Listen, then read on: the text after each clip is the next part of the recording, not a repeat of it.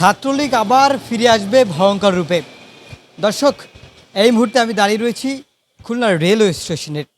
আমার পিছনে রেলওয়ে স্টেশনের ডিজিটাল স্ক্রিন। গতকাল রাতে হঠাৎই এই ডিজিটাল স্ক্রিনে ভেসে ওঠে ছাত্রলীগ আবার ফিরে আসবে ভয়ঙ্কর রূপে।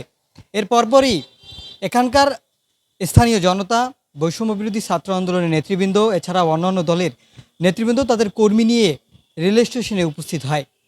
শুরু হয় হই হুল্লোড়।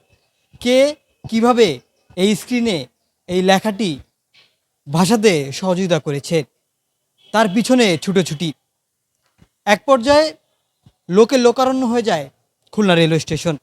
এরপর সন্দেহভাজন একজনকে ধরে ফেলে এখানের উপস্থিত জনতা।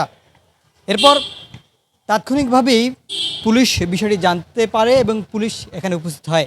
এরপর সে ব্যক্তিকে পুলিশের হাতে তুলে দেওয়া হয়। তার পরপরই আজ রেলওয়ের পশ্চিম জোনের ঊর্ধ্বতন কর্মকর্তারা তারা খুলনা রেলওয়ে স্টেশনে আসেন কি ঘটেছে সেটা দেখার জন্য। তবে যে এসেছিলেন সে সাংবাদিকদের সঙ্গে কোনো কথাই বলেনি। কথা না বলে তিনি চলে গিয়েছেন।